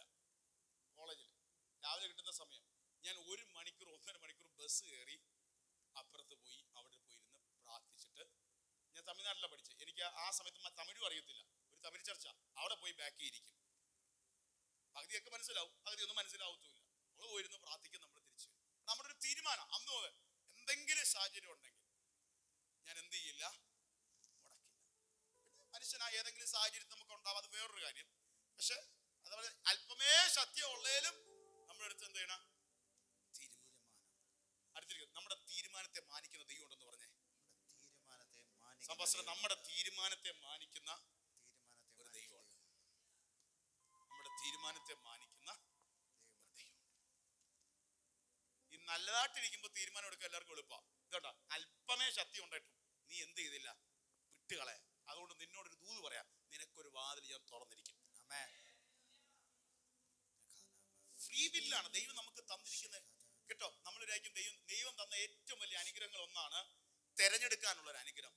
അത് നമുക്ക് ദൈവം തന്നേക്കുക. ആ ചാൻസ് നമുക്ക് ദൈവം എന്ത് ചെയ്തിരിക്കുക? എന്തൊരു നല്ല ദൈവമാണ് നമുക്ക്. യെസ് ഓർ നോ, നല്ലത് ചീത്തത്, ഗുഡ് ഓർ ഈവൽ, അനുഗ്രഹം ക്ഷാമം പിടിച്ച് അങ്ങനെ പോണപ്പോ ഇപ്പൊ കൃപയുടെ ദൈവകൃപയുടേതാ. സമയമുണ്ട്. അന്ന് ഇങ്ങനല്ല, അത് ദൈവത്തിന്റെ മുഖം വേറെ മാറും. ശിക്ഷയ്ക്ക് ശിക്ഷയുണ്ട്. പക്ഷെ ഇപ്പം ദൈവം കരുണയുടെ കാലമാണ്, സുപ്രസാദ കാലമാണ്, വീണ്ടും തിരിച്ചു വരാൻ ദൈവം ഇട്ടു തരുന്ന കാലമാണ്. പക്ഷെ നമുക്ക് ദൈവം തീരുമാനം തന്നിരിക്കാം. ഇനി അപ്പൊ ഫിലദൽഫിയ സഭയോട് അങ്ങനെ പറഞ്ഞു. ഇനി 3:14 വായിച്ചേ. ലവോദിക്കയിലെ സഭയുടെ ദൂതന് എഴുതുക, വിശ്വസ്തനും സത്യവാനുമായ സാക്ഷിയായി ദൈവ സൃഷ്ടിയുടെ ആരംഭമായ ലവോദിക്കയിലെ സഭയോട് ദൂത് പറഞ്ഞിട്ട് 15 ചില കാര്യം മാത്രം വായിച്ചാൽ ആരംഭമായ ആമേൻ എന്നുള്ളവൻ അരുളി ചെയ്യുന്നത്, 15 വായിച്ചു. ഞാൻ നിന്റെ പ്രവൃത്തി അറിയുന്നു. നീ ഉഷ്ണവാനുമല്ല ശീതവാനുമല്ല. ശീതവാനോ ഉഷ്ണവാനോ ആയിരുന്നു എങ്കിൽ കൊള്ളാമായിരുന്നു. ഇപ്പൊ ഇവരുടെ അവസ്ഥ എന്താണെന്ന് അറിയാമോ? ശീതവാനുമല്ല എന്നങ്ങ് തണുത്തു പോയി, ദൈവത്തിൽ നിന്ന് മാറിപ്പോയ അതുമല്ല. എന്നാ ചൂടോടെ നിൽക്കുന്നുണ്ടോ? അതുമില്ല. രണ്ടും കെട്ടൊരവസ്ഥ. ദൈവത്തിൽ നിന്ന് പോയിട്ടുണ്ടോ? പോയിട്ടില്ല. എന്നാ ദൈവത്തോട് അടുത്താണോ? അടുത്തുമല്ല. അതാണ് ശീതോഷ്ണവാൻ എന്ന് പറയുന്ന സംഭവം. നമ്മുടെ നാടൻ ഭാഷ അതുപോലല്ല. നാടൻ ഭാഷ പറയാം, ഒന്നീ വെള്ളമുണ്ട്, നല്ല ചൂടുവെള്ളമുണ്ട്, നോർമൽ വെള്ളമുണ്ട്, നല്ല തണുത്ത വെള്ളമുണ്ട്, ഇനി ഇതിനിടയ്ക്കൊരു വെള്ളമുണ്ട്. അത് നിങ്ങൾക്ക് അറിയാമോ? ഇപ്പൊ കിട്ടത്തില്ല, ഈ ആഴ്ച കൊണ്ട് കിട്ടത്തില്ല. 2-3 ആഴ്ച മുമ്പ് വരെ കടകളിൽ പോയി വാങ്ങിച്ചാൽ കിട്ടും. വെളിയിലിരുന്ന് ഈ 40 ഡിഗ്രി വെയിലും അടിച്ച് കുപ്പി ഡിസ്പ്ലേ കാണിച്ചിട്ട് കുപ്പിവെള്ളം വാങ്ങിക്കുമ്പോൾ ആ വെള്ളത്തിന്റെ പേരെന്തുവാ? വാട്ടർ. ഹല്ലേലൂയ. തണുപ്പാണോ? തണുപ്പല്ല. ചൂടുവെള്ളമാണോ? ചൂടുവെള്ളമല്ല. നോർമൽ വെള്ളമാണോ? നോർമൽ വെള്ളമാണ്. ഒരുമാതിരി വെയിലും അടിച്ച് അത് ഫ്രൂട്ട്സ് വാങ്ങിച്ചാലും കിട്ടും. വാടി ഒരു വാട്ടന, ഒരു ടേസ്റ്റും കാണത്തില്ല, ഒരു അനുഭവം നമുക്ക് തോന്നത്തില്ല. ഇതേപോലത്തെ ഒരു അവസ്ഥ അവരോട് പറയണം. 3:21 വായിച്ച്, 20 വായിച്ച്. 3:20 വെളിപ്പാട് 3:20. മാനസാന്തരപ്പെടുക, ഞാൻ വാതിൽക്കൽ നിന്ന് മുട്ടുന്നു. ഞാൻ വാതിൽക്കൽ വന്ന് മുട്ടുന്നു. ആരെങ്കിലും എന്റെ ശബ്ദം കേട്ട് വാതിൽ തുറന്നാൽ ഞാൻ അവന്റെ അടുക്കൽ ചെന്ന് അവനോടും അവൻ എന്നോടും കൂടെ അത്താഴം കഴിക്കും. അവിടെ കണ്ട ദൈവം ഫ്രീ വില്ല് തരിക. ഞാൻ വീണ്ടും വന്ന് വാതിൽക്കൽ വന്ന് എന്ത് ചെയ്യുന്നു? മുട്ടുന്നു. ആരെങ്കിലും ശബ്ദം കേട്ട് ഇതൊന്ന് സ്വീകരിക്കാൻ തയ്യാറായാൽ ഞാൻ നിന്നോട് വാസം ചെയ്യും, ഞാൻ നിന്നോട് അത്താഴം കഴിക്കും. അടുത്ത സുഹൃത്തായി മാറുന്ന, നിന്റെ കൂടെ നിൽക്കുന്നതായി മാറും. അവിടെ ദൈവം ഞാൻ വാദിക്കാൻ വന്ന് മുട്ടുന്നു. നിന്റെ തീരുമാനം നീ തുറന്നാൽ നിന്റെ ജീവിതത്തിൽ ഞാൻ ഇറങ്ങും, നിന്റെ കുടുംബത്തിൽ നിന്നോട് കൂടെ ആയിരിക്കും. ഇന്ന് പകലും ദൈവം നമ്മുടെ ഹൃദയത്തിന്റെ വാതിൽ എന്റെ ദൈവത്തിന് വേണ്ടി തുറന്നാൽ, ദൈവത്തിന് വേണ്ടി നമ്മളൊന്ന് അനുവദിച്ചു കൊടുത്താൽ, ദൈവത്തിന് നമ്മുടെ തീരുമാനത്തിന്റെ മേൽ പ്രവർത്തിക്കുന്ന, അനുഗ്രഹിക്കുന്ന നമ്മുടെ നല്ല കർത്താവാണ്. ഹല്ലേലൂയ. ഇനി ശ്രദ്ധിച്ചേ, ഒരു 2-3 മിനിറ്റ് ശ്രദ്ധിച്ച് നമ്മൾ പ്രാർത്ഥിക്കാൻ പോവുക. നമ്മുടെ അപ്പം ഒരു കാര്യം നിങ്ങൾക്ക് മനസ്സിലായ, നമ്മുടെ തീരുമാനം എന്താണ്? ദൈവം കാണുന്നു. നമ്മുടെ തീരുമാനം വളരെ വിലപ്പെട്ടതാണ്. യോശുവ പറഞ്ഞു, നിങ്ങൾ എന്തും ചെയ്തു, പക്ഷേ ഞാനും എൻ്റെ കുടുംബവും ഞങ്ങൾ യഹോവയെ സേവിക്കും. ഇന്നൊരു തീരുമാനമെടുക്കണം. നല്ലതിനെ മുറുകെ പിടിക്കുന്ന, അനുഗ്രഹത്തെ മുറുകെ പിടിക്കുന്ന, ദൈവത്തോട് പറ്റിച്ചേർന്ന് മുറുകെ പിടിക്കുന്ന, വചനത്തെ മുറുകെ പിടിക്കുന്ന, എന്തെങ്കിലും ഇച്ചിരി കുറവുണ്ടെങ്കിലും ആ നാമത്തെ നിഷേധിക്കാതെ മുറുകെ പിടിക്കുന്ന ഒരു തീരുമാനം നീ എടുത്തിട്ടുണ്ടെങ്കിൽ അതിനെ കാണുന്ന, അതിനെ മാനിക്കുന്ന ഒരു ദൈവമുണ്ട്. പഴയ നിയമത്തിൽ നോഹ ഒരു ഡിസിഷൻ എടുത്തു. ദൈവം പറഞ്ഞ സകലത്തിനെ ഞാൻ പ്രളയത്തിൽ നശിപ്പിക്കാൻ പോവാ. ഭയങ്കര മ്ലേച്ഛതയാണ് മനുഷ്യനെ ഉണ്ടാക്കി, ഇല്ലാത്ത മ്ലേച്ഛത ഈ ദേശത്ത് കാണിക്കുകയാണ്. ഞാൻ സകലത്തെ നശിപ്പിക്കാൻ പോവാ. പക്ഷെ നീ ഒരു കാര്യം പറയാം, നീ ഒരു പെട്ടകം ഉണ്ടാക്കിയാൽ അല്ലെങ്കിൽ നിന്നെ നിന്റെ കുടുംബത്തെ രക്ഷപ്രാപിക്കാം. അന്നത്തെ കാലത്ത് ഈ മഴ ഇങ്ങനെ ഇല്ല. അന്നത്തെ കാലത്ത് ഈ മഞ്ഞ് പൊങ്ങി ഭൂമി നനയ്ക്കുന്ന അനുഭവം. എന്താണ് മഞ്ഞ് പൊങ്ങി ഭൂമി നനയ്ക്കും? ഇങ്ങനെ മഴയും വെള്ളപ്പൊക്കം ഒന്നും ഇല്ലാത്ത സ്ഥലം. ആ കാലത്ത് പറയുക, വെള്ളപ്പൊക്കം ഉണ്ടാവുന്ന ഈ പെട്ടകം ഇന്നടിയിൽ ഉണ്ടാക്കാൻ. ആലോചിച്ച് നോക്ക്. ഈ നാട്ടുകാർ മൊത്തം പറയുന്ന ഈ പൊട്ടനാന്ന് പറഞ്ഞ, പക്ഷെ പൊട്ടനാന്നും പോഷനാന്നും പറഞ്ഞിട്ടും ദൈവത്തിന്റെ ശബ്ദം കേട്ടിട്ട് ആ ശബ്ദത്തിന്റെ പിന്നാലെ ഇറങ്ങി തിരിച്ച് അവനൊരു പെട്ടകം ഉണ്ടാക്കി. സംഭവിച്ചത്, ജനലക്ഷങ്ങൾ പ്രളയത്തിൽ നശിച്ചപ്പോഴും ദൈവത്തിന്റെ നിന്ന കേട്ടിട്ടും ദൈവവാക്ക് കേൾക്കാൻ ഒരു തീരുമാനമെടുത്തതിന്റെ പേരിൽ നോഹയും തന്റെ കുടുംബത്തെയും ദൈവം രക്ഷിച്ചു. അത് നോഹയുടെ തീരുമാനമാണ്. അബ്രഹാം വിശ്വാസികളുടെ പിതാവായി നമ്മൾ ഇന്നും പ്രസംഗിക്കുന്നു. കാരണം ഒരു തീരുമാനം, ഭയങ്കര വലിയ തീരുമാനം എടുത്തു. നമ്മുടെ ഇന്നത്തെ നാളത്തെ പോലല്ല. അന്നത്തെ കാലത്ത് ഈ ജനിച്ചു വളർന്ന ഓരോ നദികളുണ്ട്. ഈ കര, അതൊരു കരയാട്ട കൂടുന്നു. ഓരോ കര, അതായത് ഇന്ന് കരയോഗം എന്നൊക്കെ പറയുന്നത്. ഈ കര വിട്ടിട്ട് വിട്ട് ആ നദി വിട്ടിട്ട് ഒരുത്തൻ അപ്പുറത്തോട്ട് പോത്തില്ല. അബ്രാമും പിതാവും അവർ ഒരു വലിയ സെറ്റായിട്ട് അവിടെ താമസിക്കുമ്പോ ദൈവം വിളിച്ചിട്ട് പറയുന്നു, സ്വജനത്തെയും പൃഥുഭവനത്തെയും ചാർച്ചക്കാരെയും വിട്ട് ഞാൻ കാണിപ്പാനിരിക്കുന്ന ദേശത്തേക്ക് പോകാം. ഇച്ചിരി ബുദ്ധിമുട്ടാ. ഇന്ന് നമ്മൾ പോകാൻ പറഞ്ഞ പിള്ളേർ ചാടിപ്പോവും. പക്ഷെ അതല്ല, ഭയങ്കര പാടുള്ളതാ, ഭയങ്കര പ്രശ്നമുള്ള. പക്ഷെ ഒരു തീരുമാനം എടുത്തു. ഇനി എന്റെ വീട്ടുകാരെ വിടേണ്ടി വന്നാലും, ഇച്ചിരി നിന്ന് കേൾക്കേണ്ടി വന്നാലും, പരിഹാസം കേൾക്കേണ്ടി വന്നാലും, എന്റെ തേജോമനായ ദൈവം ഒരു പറഞ്ഞൊരു അശരീരിയുണ്ട്, ഞാൻ ആ തീരുമാനത്തെ മാനിക്കും. ഇറങ്ങി തിരിച്ചു. വല്ലോം പറ്റിയോ? ഒന്നും പറ്റിയില്ല. അനുഗ്രഹിച്ചു. അബ്രാഹാം പറഞ്ഞത്, ഞാൻ നിന്നെ അനുഗ്രഹിക്കും, ഞാൻ നിന്നെ എന്തോ ആക്കുന്ന.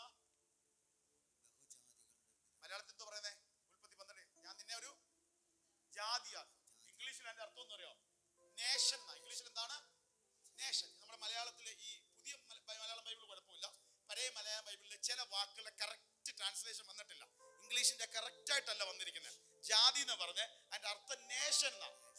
നേഷൻ ആക്കിയില്ലയോ? ഇന്ന് ഇസ്രായേൽ എന്ന രാജ്യം കാണുമ്പോൾ മനസ്സിലാക്കിയോണം, ഒന്നുമില്ലാതെ ഒറ്റപ്പെട്ട് ഇറങ്ങി തിരിച്ചവന്റെ ഒറ്റ തീരുമാനത്തെ ദൈവം മാനിച്ചതാ. നീ ഇറങ്ങി തിരിച്ചാൽ നിന്നെ ഞാൻ രാജ്യമാക്കി മാറ്റാം. ഒരുത്തനെ ദൈവം രാജ്യമാക്കി മാറ്റും എന്ന് പറഞ്ഞ ഇതൊക്കെ ദൈവം നമ്മളോട്. നമുക്ക് ചില ദൂതൊക്കെ പറയുമ്പോൾ അപ്പുറമൊന്നും വിശ്വസിക്കാൻ പറ്റത്തില്ല. ആ തീരുമാനത്തിന്റെ പവർ ഉണ്ട്. ഹല്ലേലൂയ. ഒറ്റയ്ക്ക് ഒരുത്തൻ ഒന്നുമില്ലാത്ത സ്വന്തം ഭാര്യയും വിളിച്ചുകൊണ്ട് ജനിച്ചു വളർന്ന ഊര് വിട്ട് കരവിട്ട് ഇറങ്ങി തിരിച്ചപ്പോ പൊട്ടരെന്നും നിന്നയെന്നും പറഞ്ഞ് പരിഹസിച്ചു. പക്ഷെ സ്വജനത്തെയും പൃഥുഭവനത്തെയും ചാർച്ചക്കാരെയും വിട്ട് അവിടം വിട്ട് ഇറങ്ങി തിരിച്ചപ്പോ അവനോട് പറഞ്ഞു, നീ ഒറ്റയാവത്തില്ല, നീ ഒരു രാജ്യമാകും.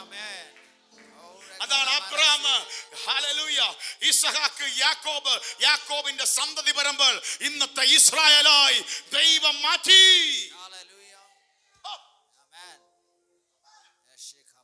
ഒരു തീരുമാനത്തിന്റെ ഒക്കെ പവർ കണ്ടോ? ഒരുത്തനെടുത്ത തീരുമാനമോ? അതിലങ്ങ് ഉറച്ചു. ഇന്ന് ഞാനൊരു ദൂത് പറയാം. കർത്താവിന്റെ വരവ് താമസമായാൽ ഇച്ചി പ്രതിസന്ധിയുടെ മധ്യത്തിലൊക്കെ നിങ്ങൾ എടുത്ത ഇറങ്ങിത്തിരിച്ച ചില തീരുമാനം ഉണ്ടല്ലോ, ഈ ദൈവത്തെ ആരാധിക്കാനും പ്രാർത്ഥിക്കാനും സ്നാനപ്പെടാനും ദൈവത്തിന് വേണ്ടി നിൽക്കാനും ആരാധനയ്ക്ക് വരാനും പ്രാർത്ഥനയ്ക്ക് വരാനും ഇതിന് നാളുകൾ കഴിയുമ്പോൾ മാനിക്കുന്ന ഒരു ദൈവമുണ്ട്. ഇന്ന് നീ ഒന്നും അറിയത്തില്ല, പക്ഷെ അത് അനുഗ്രഹത്തെ ഞാൻ തിരഞ്ഞെടുത്തത്. നീ നന്മയാ തിരഞ്ഞെടുത്തത്. നീ ജീവനാ തിരഞ്ഞെടുത്തത്. നീ ലൈഫാണ്, പ്രോസ്പെരിറ്റിയാണ്. നിനക്കായി വാതിൽ തുറക്കും.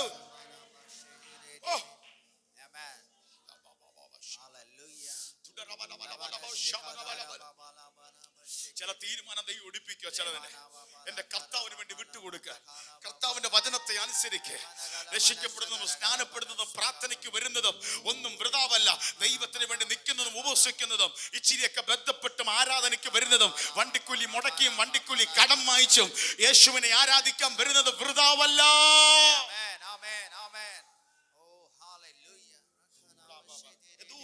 ഒരു അന്തരീക്ഷം ഇതിന്റെ അകത്ത് വ്യാപരിക്കുന്നു.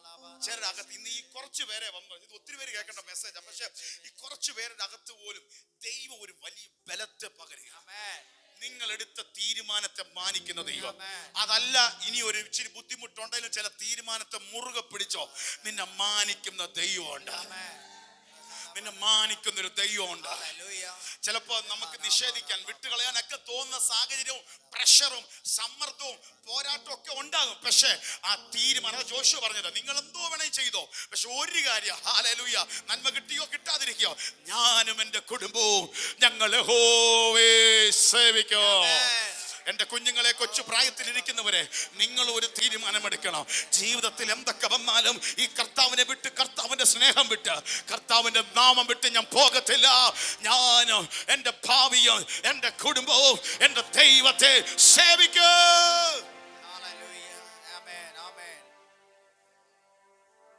തീരുമാനത്തെ മാനിക്കും. നമുക്കറിയാം, രൂത്ത് ഭർത്താവ് നഷ്ടപ്പെട്ടു, ഭർത്താവിന്റെ സഹോദരൻ നഷ്ടപ്പെട്ടു, അമ്മായിപ്പൻ നഷ്ടപ്പെട്ട് തകർച്ചയുടെ വക്കി നിന്ന കുടുംബം. രൂത്ത് തകർച്ച കണ്ടപ്പോ അമ്മായിമ്മയും പറഞ്ഞു, നീ പൊയ്ക്കോ കുഞ്ഞേ, എനിക്കെന്തോ ശാപം ഉണ്ടെന്നാ തോന്നി. എന്റെ ഭർത്താവും മരിച്ചു, എന്റെ 2 മക്കളും മരിച്ചു, നീ ഇനി ഒരു മരുമോളായിട്ട് നീ എവിടെയും പോകും, നിനക്ക് അടുത്ത വിവാഹം കിട്ടും, നീ പൊയ്ക്കോളാൻ പറഞ്ഞു. എന്നെ ദൈവം പരീക്ഷിച്ചു, എന്നെ കൈവിട്ടു. അമ്മായിമ്മ പറഞ്ഞു, അവളൊരു കാര്യം പറഞ്ഞു. ശരിയാ, പ്രശ്നമൊക്കെ വന്നെന്ന് എനിക്ക് മനസ്സിലായി. പക്ഷേ ഞാൻ നിന്നെ അല്ല കാണുന്നേ, നീ സേവിക്കുന്ന ദൈവത്തെ ഞാൻ കാണുന്നു. എന്നിട്ടൊരു വാക്ക് പറഞ്ഞു, വിട്ടുപിരിയാനും മടങ്ങിപ്പോകാനും എന്നോട് പറയരുത്. നിന്റെ ദൈവം എന്റെ ദൈവം, നിന്റെ ചാർച്ചക്കാർ എന്റെ ചാർച്ചക്കാർ. എന്നിട്ടൊരു ഹല്ലേലൂയ, നീ പാർക്കുന്നിടത്ത് ഞാനും പാർക്കും, നീ അടക്കുന്നിടത്ത് ഞാനും മരിച്ചടക്കും. നിന്റെ ദൈവം എന്റെ ദൈവം. ഇച്ചിരി പ്രയാസമാണ്, കാരണം മനുഷ്യമായി നോക്കിയാൽ അവൾക്ക് വേറൊരു നല്ലൊരു വിവാഹം കഴിച്ച് അവളുടെ ജീവിതം സെറ്റപ്പ് ആക്കാം. പക്ഷെ അവള് മനസ്സിലായി പ്രതിസന്ധി കൂടെ നമ്മൾ കടന്നു പോയത്. പക്ഷേ നിങ്ങളുടെ കുടുംബത്തിൽ വന്നപ്പോഴാണ് ഞാൻ അവളെ അന്യജാതികൾ ഈ ദൈവത്തെ അറിയത്തില്ലായിരുന്നു. നിങ്ങളുടെ കുടുംബത്തിൽ വന്നപ്പോൾ പ്രതിസന്ധിയുടെ മധ്യത്തിൽ ഒരാളെ ഞാൻ കണ്ടു, ഇസ്രായേലിന്റെ ദൈവത്തെ മനസ്സിലാക്കി. അതുകൊണ്ട് വിട്ടുപിരിയാണ്. ഞാൻ എൻ്റെ അടുത്തോട്ട് പോയാൽ ഈ ദൈവത്തെ സേവിക്കാൻ എനിക്ക് ചാൻസ് കിട്ടത്തില്ല, എല്ലാവരും മറ്റേ കൂട്ടത്തില്ല. പക്ഷെ വിട്ടുപിരിയാനും വിട്ടുപോകാനും നീ എന്നോട് പറയരുത്. നിന്റെ ദൈവം എന്റെ ദൈവം, നിന്റെ ചാർച്ചക്കാർ എന്റെ ചാർച്ചക്കാർ. നീ എവിടെ മരിച്ചടക്കുന്നു ബൈബിൾ പറയുന്ന രൂത്ത് അമ്മായിമ്മയോട് പറ്റിച്ചേർന്നു. സംഭവിച്ചത് എന്താ? ഒന്നാമത്തെ രൂത്ത് 1 ഒരു തീരുമാനമെടുക്കുന്നു. 2, 3 അങ്ങോട്ട് വായിക്കുമ്പോ ഇവിടെ ചരിത്രം തിരിഞ്ഞു. ജീവിക്കാൻ വേണ്ടി അമ്മായിമ്മയുടെ കൂടെ സ്വന്തം ദേശത്തേക്ക് വന്ന് നമ്മൾ വയലിലെ ജോലിക്ക് വേണ്ടി, അന്നന്നത്തെ കൂലിക്ക് വേണ്ടി, അന്നന്നത്തെ ആഹാരത്തിന് വേണ്ടി വയലിൽ പറക്കാൻ പോയതാ, കറ്റയെടുക്കാൻ പോയതാ, അധ്വാനിക്കാൻ പോയതാ. പതുക്കെ പതുക്കെ പതുക്കെ കഴിഞ്ഞപ്പോൾ അവൾ അറിഞ്ഞില്ല, ആ ദേശത്തെ ഉന്നതനായ വ്യക്തിയുടെ വയലിലാ ഇവള് പറക്കുന്നത്. ഹല്ലേലൂയ. ചില തീരുമാനത്തിന് മുമ്പിൽ ദൈവത്തിന്റെ പ്രസാദം വെളിപ്പെടും. ഈ ദൈവപ്രസാദം നമ്മൾ എന്തെങ്കിലും 10 രൂപ കൊടുത്ത് അങ്ങനെ ഒന്നും കേറത്തില്ല. നമ്മൾ എടുക്കുന്ന ചില ഡിസിഷനിലാണ് ദൈവപ്രസാദം വെളിപ്പെടുന്നത്. ദൈവത്തിന്റെ പ്രസാദം അങ്ങനെ വെളിപ്പെടുന്നേ, നമ്മുടെ ചില തീരുമാനം വരുമ്പോൾ ചില ഫേവർ.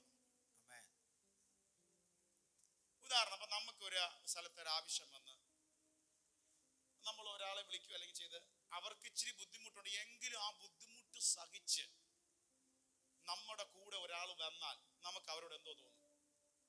ഒരു പ്രത്യേക സ്നേഹം. നമുക്കറിയാം അവർക്ക് സാഹചര്യം ഉണ്ടായിട്ട് വന്നതല്ല, അവർക്കും ഇച്ചിരി ബന്ധപ്പെട്ട് കാശ് മുടക്കി അല്ലെ അവർക്ക് ഇച്ചിരി നഷ്ടം വന്ന് ചെയ്താൽ എന്തുണ്ടാവും? നമുക്ക് വരൂ, നമ്മുടെ സ്വന്തക്കാരും ആരും ഒന്നും ചെയ്തില്ല, എന്തോ ഒരു ഇത് നമുക്കൊരു പ്രത്യേക സ്നേഹം തോന്നും. കാരണം അവരും ബന്ധപ്പെട്ട അല്ല, അവരുടെ സാഹചര്യം ഉണ്ടായിട്ട് വന്നതല്ല, അവരും ബന്ധപ്പെട്ട് വന്നതാണ് എന്ന് പറഞ്ഞാൽ ആ എടുക്കുന്ന തീരുമാനം ഇതേപോലെ സ്വർഗത്തിലെ ദൈവത്തിന് മുമ്പ് നമ്മൾ എടുക്കുന്ന തീരുമാനത്തെ മാനിക്കുന്നൊരു ദൈവമുണ്ട്. ദൈവപ്രസാദം ലാസ്റ്റ് സംഭവിച്ചത് ആ വയലിന്റെ എല്ലാം ഉടമസ്ഥയാക്കി ദൈവം രൂത്തിനെ മാറ്റി. ആ ദേശത്തിലെ ഉന്നതൻ അവളോട് ദൈവ ഫേവർ പ്രസാദപ്പെട്ടു, അവളെ വിവാഹം കഴിച്ചു. അത് മാത്രമാണ് യേശു ക്രിസ്തുവിന്റെ സന്തതി പരമ്പരകളെ എടുത്തു വരുമ്പോൾ ഈ കുടുംബവും അതിൻ്റെ അകത്ത് കേറി. അന്യജാതിയായി നിൽക്കുന്നതാ, മാറിപ്പോണ്ടവളാ. എടുത്ത ഒറ്റ തീരുമാനം അവളെ സീറോയിൽ നിന്നും ഹീറോയാക്കി മാറ്റി ക്രിസ്തു ജനിക്കുന്ന സന്തതി പരമ്പരയിലേക്ക്, ആ ജനറേഷനിലേക്ക് എന്ന നല്ല ദൈവത്തെ എത്തി.